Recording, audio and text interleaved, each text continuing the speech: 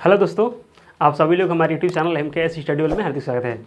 जैसे फ्रेंडों के बाद बहुत दिनों बाद वीडियो अपलोड कर रहे हैं, हम लोग कुछ पेपर चल रहा था, इसी वजह से क्या था वीडियो नहीं अपलोड कर पा रहे थे। देखिए अब स्टार्ट करें गति के बारे में, ठीक ना। ये है क्लास 9 का जो बोलते हैं फिजिक्स में वो पहला चैप्टर होता है कि फिजिक्स का है कौन सा है, गति। तो गति के बारे में स्टार्ट करें। इसमें देखिएगा इसमें कि न्यूमेरिकल से लेकर थ्योरी से लेकर टोटल क्वेश्चन बताया जाएगा। जितना इसमें न्यूमेरिकल क्वेश्चन होगा A to Z सब कराएंगे, ठीक ना। देखिए बात आती मोशन यानी कि गति किसे कहते हैं, ठीक ना। तो देखिए गति क्या होता है, किसी भी वस्तु के यदि समय के साथ उसकी स्थिति में परिवर्तन होता है तो उस वस्तु क्या बोलता है कि वो गति की अवस्था में है। मान लीजिए कोई कार चल रही है तो उसको देखा गया कि 1 मिनट में कार यहाँ थी और 1 मिनट के बाद देखा तो कार कहाँ चली गई, कि 1 मिनट से दूसरे मिनट तक चली गई। तो वही हमारा क्या माना जाएगा कि वो गति की अवस्था में है। क्या बोले कि यदि किसी भी वस्तु के स्थिति में उसकी समय के साथ उसकी स्थिति में परिवर्तन हो तो क्या बोला जाएगा, वो किस अवस्था में है, गति। वस्तु गति की अवस्था में। देखिए यहाँ डिफिनेशन लिख रहे हैं, किसी भी वस्तु के स्थिति में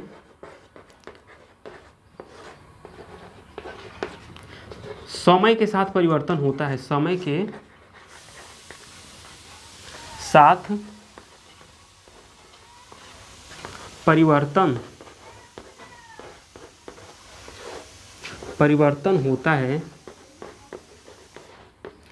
तो वह वस्तु गति की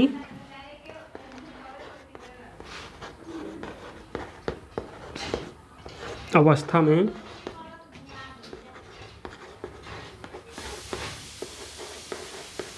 होती है। जैसे बात करेंगे सड़क पे वाहनों की गति, सड़क पर वाहनों की गति इत्यादि। देखिए क्या लिखे हैं, किसी भी वस्तु की स्थिति में समय के साथ परिवर्तन होता है तो वह वस्तु गति की अवस्था में होती है। मान लीजिए कोई भी वस्तु है कि उसके उस समय के साथ उसकी स्थिति में परिवर्तन नहीं होता, उसे किस अवस्था माना जाएगा, वो विरामक की अवस्था माना जाएगा। देखिए इसमें है कि समय के साथ उसका परिवर्तन होगा। मान लीजिए समय बढ़ेगा उसकी स्थिति बढ़ेगी, समय बढ़ेगा स्थिति बढ़ेगी, तो क्या माना जाएगा, वो गति की अवस्था माना जाएगा। मान लीजिए कोई बिंदु ए है, यहाँ पे कोई व्यक्ति खड़ा है, ठीक ना। ये कोई बिंदु यहाँ पे कोई व्यक्ति खड़ा, ठीक ना। इसको एक सेकंड में देखा गया तो क्या था, एक ही बिंदु पे था। फिर 2 सेकंड के बाद देखा गया, चाहे 10 सेकंड के बाद देखा गया तो कि इसी बिंदु पे था। देखिए समय तो बढ़ रहा है, समय के साथ इसकी स्थिति में कोई परिवर्तन नहीं होती, इसको गति अवस्था माना जाएगा, नहीं माना जाएगा। किस अवस्था में, विरामा की अवस्था में, विरामा में, ठीक ना। अब मान लीजिए कोई दूसरा बिंदु भी है, यहाँ पे कोई व्यक्ति है ए नाम का, इसको कि 1 सेकंड में देखा गया तो कि बिंदु पे था, और लेकिन 10 सेकंड के बाद देखा गया तो कि उठ करके सी बिंदु पे चला गया। यहाँ से कहाँ तक चला गया, सी बिंदु पे आ गया। तो देखिए इसका समय तो बढ़ा लेकिन इसकी स्थिति बढ़ गई।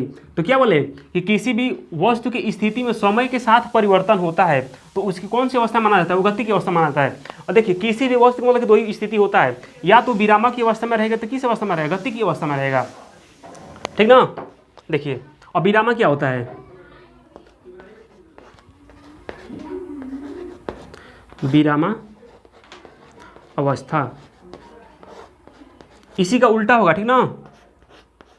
देखिए इसका क्या लिखे है कि किसी भी वस्तु की स्थिति में समय के साथ परिवर्तन होता है तो वह वस्तु की गति की अवस्था में क्या होता है, गति की अवस्था मानी जाती है। और इसमें बोलेंगे कि यदि किसी वस्तु के समय के साथ उसकी स्थिति में परिवर्तन नहीं होता है तो वह किस अवस्था में होगी, वह विरामा अवस्था में होगी।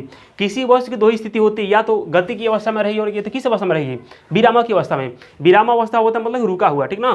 देखिए किसी भी वस्तु के स्थिति में समय के साथ, किसी वस्तु की स्थिति में समय के साथ परिवर्तन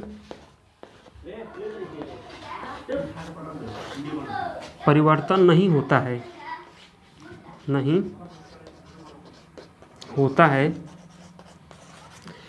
किसी भी वस्तु की स्थिति में समय के साथ परिवर्तन नहीं होता है तो वह वस्तु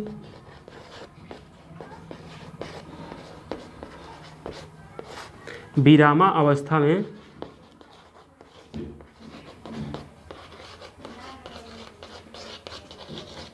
होती है। जैसे हम इसके भी लिख रहे हैं, जैसे में क्या होगा, मेज, कुर्सी,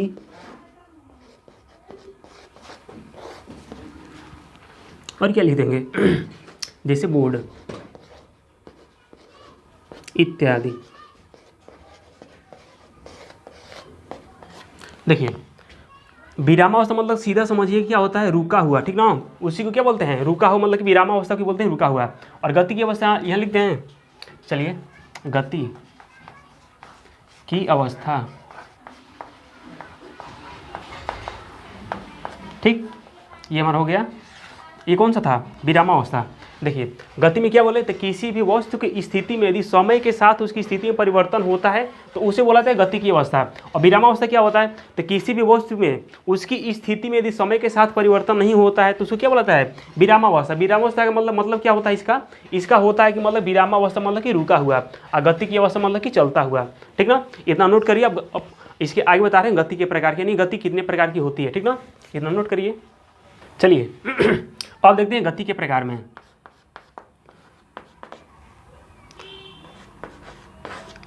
गति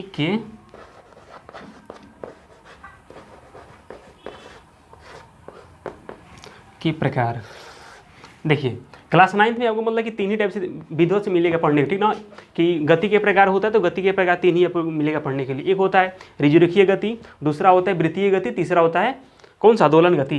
देखिए गति के प्रकार में पहला लिख रहे हैं ऋजु रेखीय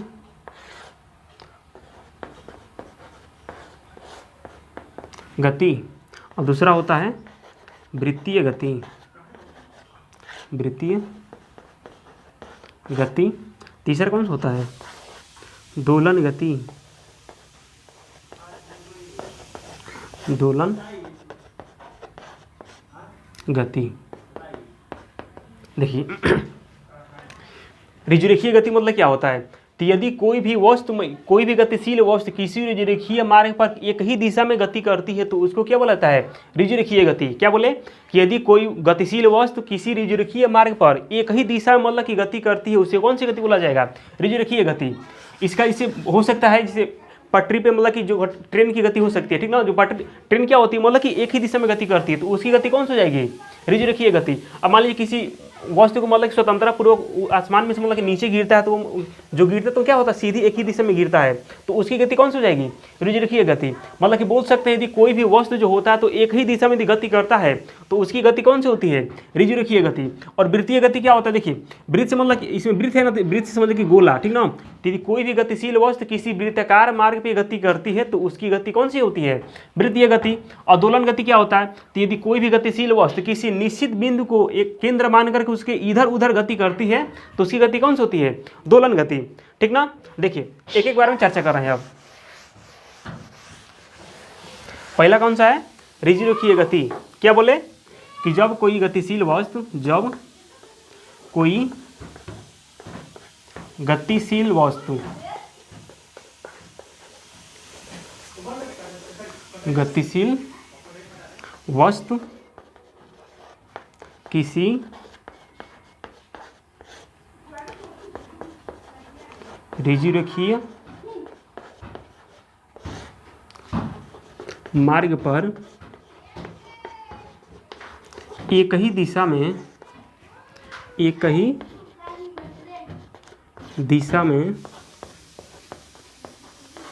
गति करती है तो उसकी गति ऋजुरेखीय गति होती है, ऋजुरेखीय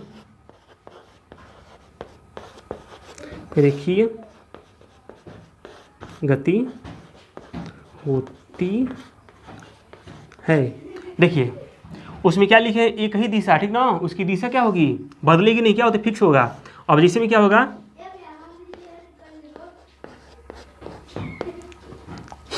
स्वतंत्रता पूर्वक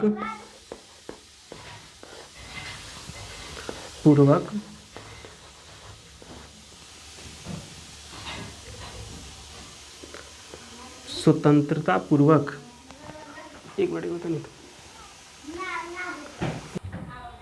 देखिए जैसे में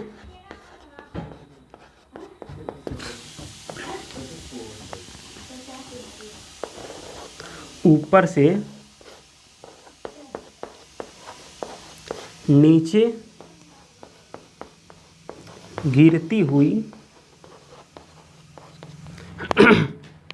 किसी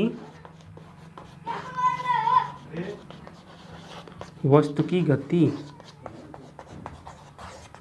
जैसे मान लीजिए ऊपर से किसी वस्तु को गिराएंगे तो उसकी गति क्या होगी, मतलब कि एक ही दिशा में होता है, ठीक ना, उसकी दिशा का तो बदलता नहीं है, उसी हमारे कौन सा गति हो जाएगा, रिजु रखिए गति। और दूसरी की बात करेंगे तो पटरी पर दौड़ती ट्रेन की गति, ठीक। अब क्या करिए, इतना नोट करिए, फिर दूसरा लिख रहे हैं, कौन सा, वृत्तीय गति का, ठीक ना। चलिए दूसरा कौन सा था, वृत्तीय गति।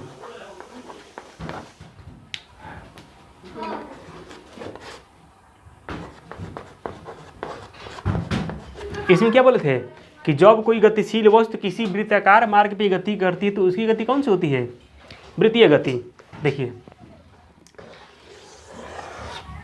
जैसे इसको मानिए वृत्त, ठीक ना, तो इसे मान लीजिए कोई वस्तु गतिशील है तो उस पर गति करेंगे इसे, तो इसकी गति कौन सी कहलाएगी, मान लीजिए ए है, फिर यहाँ चला गया, ऐसे से गोल गोल घूमेगा, ठीक ना। देखिए जब कोई गतिशील वस्तु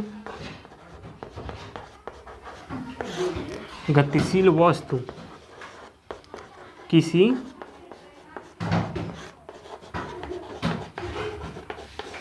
वृत्ताकार मार्ग पर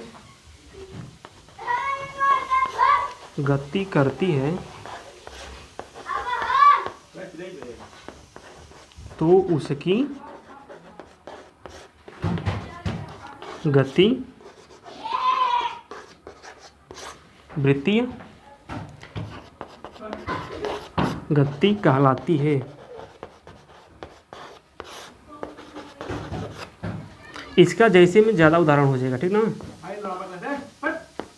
देखिए जैसे में इसका क्या होगा, जो घड़ी की सुई की देखे ना, तो घड़ी की सुई की जो नोक की गति होती है क्या होती है, वृत्तीय गति होती है, ठीक ना। और इसका और बोल सकते हैं जो चरखी की गति होती है क्या होती है, वो वृत्तीय गति कहलाती है, ठीक ना। जो चरखा होता है क्या होता है, मतलब कि गोल गोल घूमता है, वो उसकी गति कौन सी हो जाएगी, वृत्तीय गति हो जाएगी। और जो सुई की नोक की गति क्या होती है, वो भी वृत्तीय गति होती है। और जो साइकिल का जो छारा होता है, धुरा होता है, उसका होता है, उसकी भी गति कौन सी होती है, वृत्तीय गति होती है, ठीक ना। देखिए जैसे में क्या लिख रहा है, घड़ी के सुई की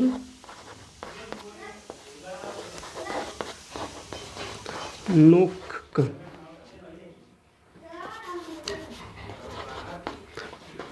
की गति, और क्या हो जाएगा, झूला नहीं होगा, डोला नहीं चला जाएगा, ठीक ना।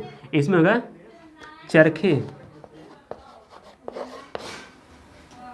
चरखे की गति इत्यादि करते रहे, ठीक ना, इत्यादि। देखिए इसमें क्या लिखे हैं कि जब कोई गतिशील वस्तु किसी वृत्ताकार मार्ग पे गति करती है तो उसकी गति कौन सी जाएगी, वृत्तीय गति। जैसे में घड़ी की सुई की नोक की गति, और जो चरखा होता है चरखी गति कौन सी होती है, वृत्तीय गति होती है। और एक बच रहा कौन सा, दोलन गति। क्या करिए, इतना नोट करिए। चलिए 3 नंबर कौन सा था, दोलन गति। दोलन गति, इसके लिए फिगर देखिए, ये मान लीजिए क्या है, हमारा कोई निश्चित बिंदु है, ये वाला निश्चित बिंदु। देखिए ये कोई निश्चित बिंदु होता है, ठीक ना। और इसी को निश्चित बिंदु मानकर जो वस्तु होती है क्या होती है, इसके इधर उधर गति करती रहती है, ऐसे ठीक, एक बार आएगी फिर जाएगी। क्या बोले कि यदि कोई गतिशील वस्तु मतलब कि कोई भी वस्तु होती है तो कि किसी निश्चित बिंदु को अपना केंद्र मान करके उस बिंदु से मतलब कि इधर उधर गति करती रहती है, उसे क्या बोला जाता है? दोलन गति। इसके एग्जाम्पल देख सकते हैं, जो झूला होता है, झूला क्या होता है? एक निश्चित बिंदु पे वो स्थित होता है, उसका जो केंद्र होता है क्या होता है? एक निश्चित होता है, और उसी निश्चित बिंदु को मान करके क्या होता है? इधर उधर गति करता रहता है। और दूसरी बात करेंगे, जो घड़ी की पेंडुलम होती है उसकी गति क्या होती है? दोलनी गति होती है। वो भी क्या होता है? केंद्र मान करके इधर उधर क्या होता है? गति करता रहता है। ठीक ना? देखिए, यदि कोई वस्तु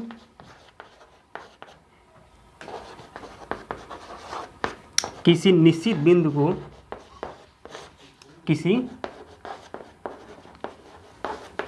निश्चित बिंदु के इधर उधर गति करती है तो उसकी गति दोलन गति होती है। और जैसे भी इसका एग्जाम्पल क्या हो जाएगा? घड़ी के